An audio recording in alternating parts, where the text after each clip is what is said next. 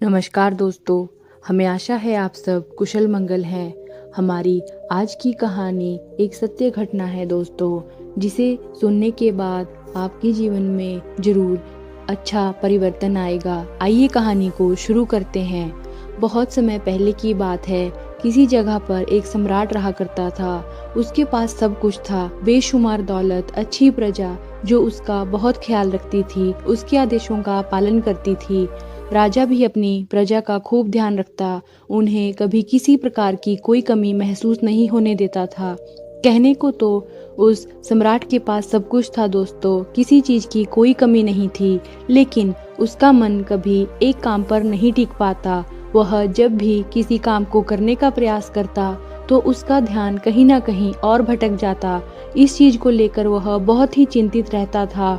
कई बार वह अपने पड़ोसी राज्य के राजाओं से भी मिला और सभी ने उसे अलग अलग राय दी। सभी ने उसे अलग अलग तरीके बताए। जो भी तरीके उस सम्राट ने सुने, उन तरीकों को अपने जीवन में उतारने की कोशिश भी की, लेकिन उन उपायों से उसे कोई भी लाभ नहीं मिला, जिसके कारण वह हमेशा चिंतित रहता, परेशान रहता। कई बार तो उसे रातों को नींद भी नहीं आती थी और वह केवल करवटें बदलता रहता। एक दिन सम्राट के कानों तक एक बात पहुंची कि उसके राज्य में एक ऐसा असाधारण व्यक्ति है जिसके शब्द अनमोल हैं, जिसके एक एक शब्द में जीवन का रहस्य छुपा है, जीवन का सत्य छुपा है। और वह उस व्यक्ति से मिलने के लिए चल पड़ा, क्योंकि वह व्यक्ति हर व्यक्ति को उनकी समस्याओं का समाधान बहुत ही आसानी और सरलता से बताता है। अब सम्राट बहुत प्रसन्न था। उसे लगने लगा था कि उसके सारे सवालों का जवाब उसे मिल जाएगा।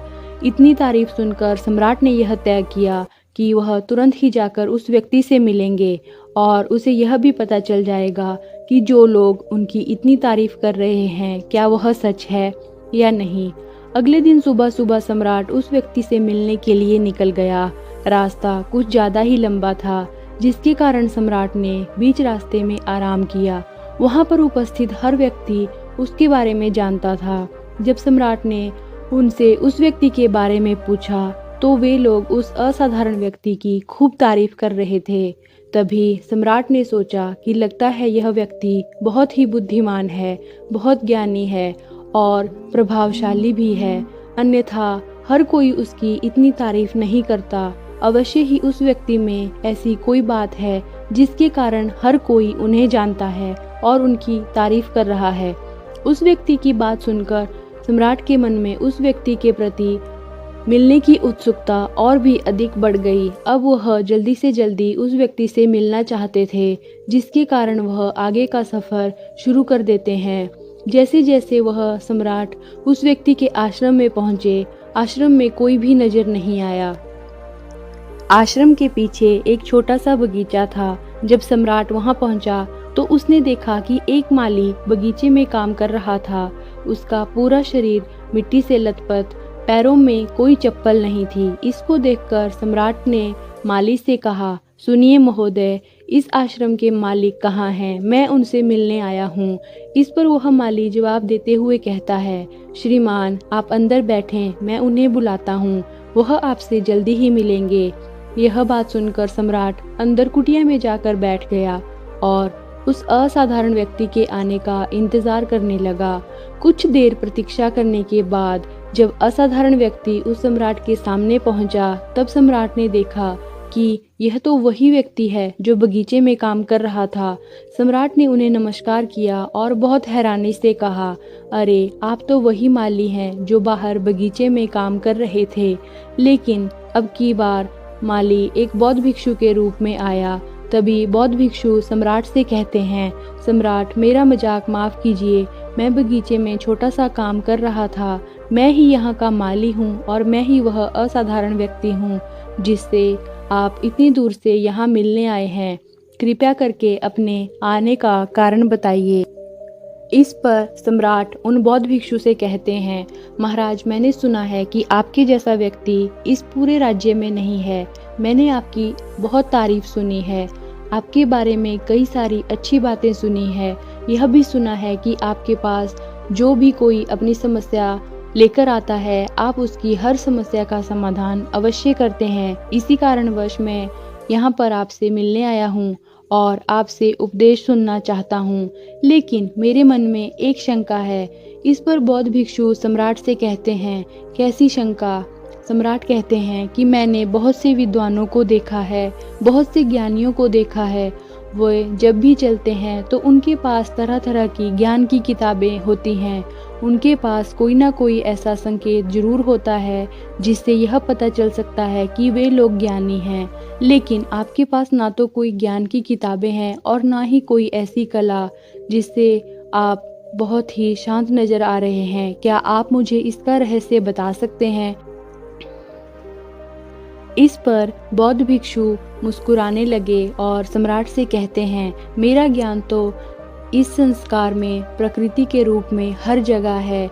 मैं अपना ज्ञान जीवन की सरल और साधारण वस्तुओं से ही लेता हूँ। पर महाराज, आप यहाँ किस समस्या को लेकर परेशान हैं? कृपया मुझे यहाँ आने का कारण समझाएं। इस पर सम्राट ने कहा, गुरुवर, मेरे यहाँ आने का कारण यह है कि मैं किसी भी काम को लेकर लंबे समय तक उस पर अपना ध्यान नहीं लगा पाता। मैं कुछ ही देर में उस कार्य से भटक जाता हूँ। कृपया करके मुझे इस समस्या का समाधान बताएं। मैं इस बात से काफी चिंतित हूँ। बौद्ध भिक्षु ने सम्राट की चिंता को समझकर कहा, महाराज, आपकी समस्या मुझे समझ आ गई है कि आप जिस कार्य पर ध्यान नहीं लगा पा रहे हैं, मैं उसके लिए आपको एक उपाय बता सकता हूँ। लेकिन आज आपको देर हो चुकी है। आप मुझे कल सुबह मिलिए। कल सुबह का समय ठीक रहेगा। कल सुबह जब आप मुझसे मिलेंगे तो मैं आपके सभी सवालों का जवाब आपको दे दूंगा। यह कहकर बौद्ध भिक्षु वापस अपने बगीचे में लौट गए और वह सम्राट भी अपने महल को वापस चले गए। लेकिन सम्राट को रात भर नींद नहीं आई। वह बस यही सोच रहे थे कि आखिर बौद्ध भिक्षु मुझे क्या बताएंगे। वह तो मुझे एक साधारण से माली नजर आ रहे हैं, लेकिन जिस तरह से उनका मन शांत था, जिस तरह से वो शांत नजर आ रहे थे, यह बहुत ही आश्चर्यजनक बात है। रात भर सम्राट इन्हीं ख्यालों में खोया रहा। अगले दिन सुबह सूरज निकलने से ठीक पहले सम्राट उस आश्रम पर वापस जा पहुंचा और बौद्ध भिक्षु पहले से ही वहां उपस्थित थे। जैसे ही सम्राट वहां पहुंचे, उन बौद्ध भिक्षु ने पानी का एक छोटा सा जग उन सम्राट के हाथों में थमाते हुए कहा, इसे लीजिए और पौधों पर धीरे धीरे पानी डालिए। और ऐसा करते करते यह आपके सामने पूरे 15 पौधे हैं। इन सभी पर आपको इसी प्रकार पानी डालते चले जाना है। लेकिन जब आप इस क्रिया को कर रहे होंगे तो आपको मेरी एक बात का ध्यान अवश्य रखना होगा कि आपको इस दौरान कुछ और नहीं करना है और ना ही कुछ सोचना है, ना ही आपका ध्यान कहीं और भटकना चाहिए। जब आप इन पौधों को पानी दे रहे होंगे तो आपका पूरा ध्यान केवल इन पौधों पर ही होना चाहिए। यदि इस बीच में आपके मन में कोई विचार आए तो वहीं पर रुक जाएं और फिर दोबारा से पहले पौधे से पानी डालना शुरू कीजिए। इस प्रकार आप मेरी बात मानकर ठीक 15 पौधों को पानी दे देंगे। तब आप मेरे पास आइएगा और मैं आपके सभी सवालों का जवाब आपको दे दूंगा। उस सम्राट ने आज तक ऐसा कोई काम नहीं किया था और सम्राट को यह काम बहुत ही छोटा सा लग रहा था। सम्राट पहली बार ऐसा कोई काम करने जा रहा था। उस पानी के जग से पहले पौधे पर बहुत ही ध्यानपूर्वक पानी दिया और फिर दूसरे पौधे की ओर आगे गया। दूसरे पौधे पर भी उसने ध्यानपूर्वक पानी दिया। फिर उसने तीसरे पौधे पर पानी देना शुरू किया ही था कि उसके मन में तरह तरह के विचार उत्पन्न होने लगे। उसे अपने महल का बगीचा याद आने लगा, जहाँ पर तरह तरह के फूल थे, तरह तरह के पौधे थे। तभी अचानक सम्राट को बौद्ध भिक्षु की बात याद आई कि यदि मन में कोई भी विचार उत्पन्न हो तो उसे फिर से पहले पौधे से पानी देना शुरू करना होगा। वह तुरंत ही पहले पौधे के पास वापस पहुंचा और उसने पहले पौधे को पानी दिया। फिर उसने दूसरे पौधे को ध्यानपूर्वक पानी दिया। जैसे ही वह तीसरे पौधे पर पहुंचा, फिर से उसके मन में कई तरह के विचार उत्पन्न होने लगे। अब की बार वह सोच रहा था, पता नहीं मेरे साम्राज्य का मेरे बिना क्या हो रहा होगा। अब की बार सम्राट को बहुत ही क्रोध आने लगा। उसने सोचा, आखिर मैं यह छोटा सा कार्य क्यों नहीं कर पा रहा हूँ। फिर वह तुरंत ही पहले पौधे के पास पहुंचा। अब की बार उसने बहुत ही ध्यानपूर्वक पहले पौधे को पानी दिया, दूसरे पौधे को भी ध्यानपूर्वक पानी दिया। ऐसा करते करते अब की बार सम्राट करीबन 5 पौधों में बहुत ही ध्यानपूर्वक पानी दे चुका था। लेकिन अब की बार जैसे ही उसने छठे पौधे पर पानी देना शुरू किया, उस पानी को देखकर सम्राट के मन में नदी के विचार उत्पन्न होने लगे और सम्राट अब बहुत परेशान हो चुका था। जितनी बार वह पौधों को पानी देने का प्रयास करता है, हर बार असफल हो जाता। उसका मन उतना ही ज्यादा व्याकुल हो जाता, वह खुद पर क्रोधित होता। सम्राट यह बात बहुत अच्छी तरह से जानता था कि भिक्षु उसकी परीक्षा ले रहे हैं। वह बहुत बुद्धिमान था, इस कारण उसने उन बौद्ध भिक्षु के सभी नियमों का पालन करना जरूरी समझा।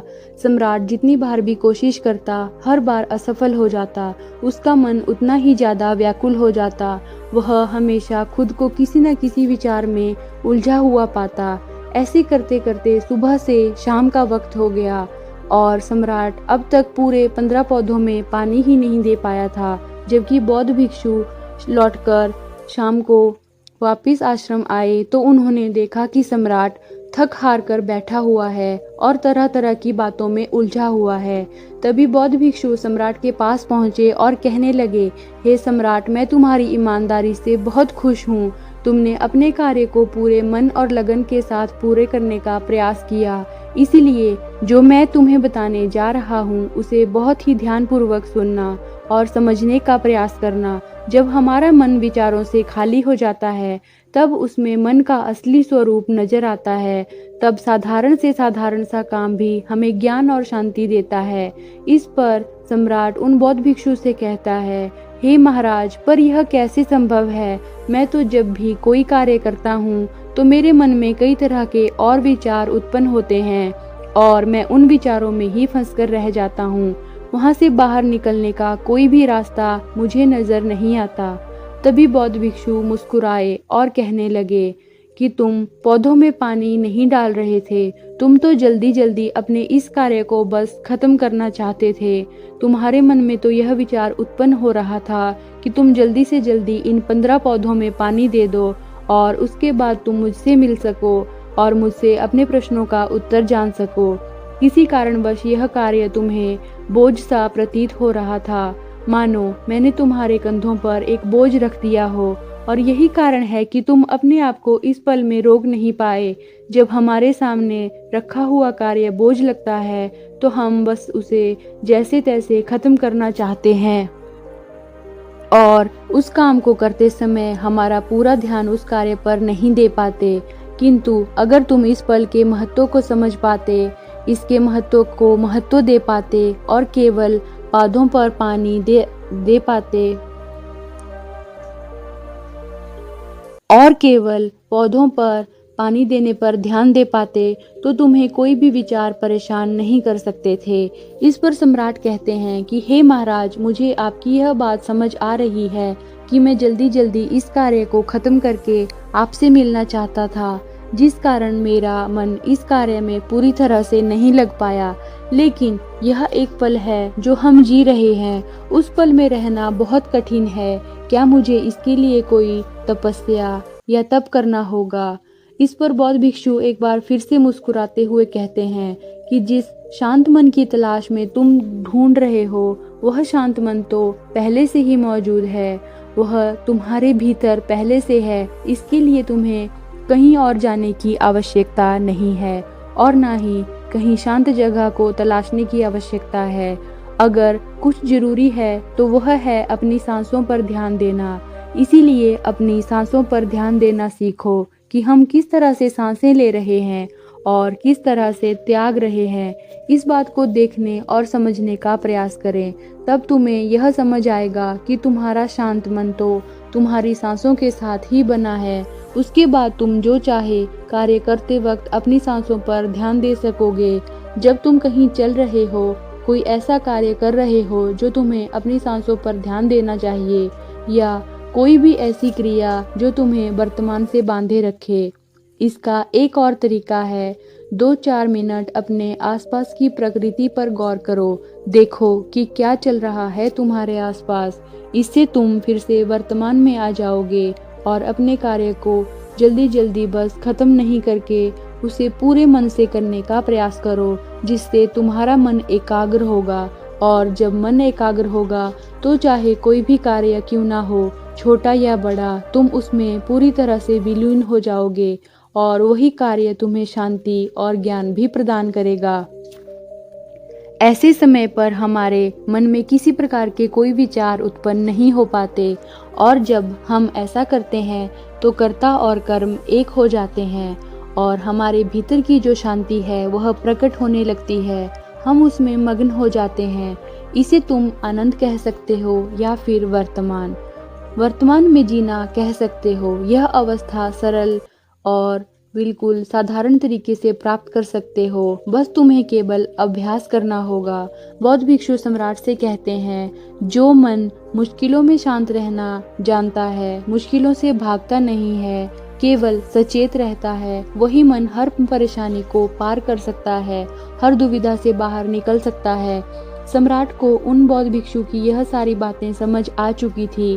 उन्होंने बौद्ध भिक्षु को प्रणाम किया और वहां से अपने राज्य वापस लौट गए। धीरे धीरे उन्होंने अपनी सांसों पर ध्यान देना शुरू किया और निरंतर अभ्यास के कारण हर कार्य को ध्यान से और मन लगाकर करने लगे, जिससे उन्हें असीम शांति मिलती और छोटे छोटे कार्यों से भी ज्ञान प्राप्त होता।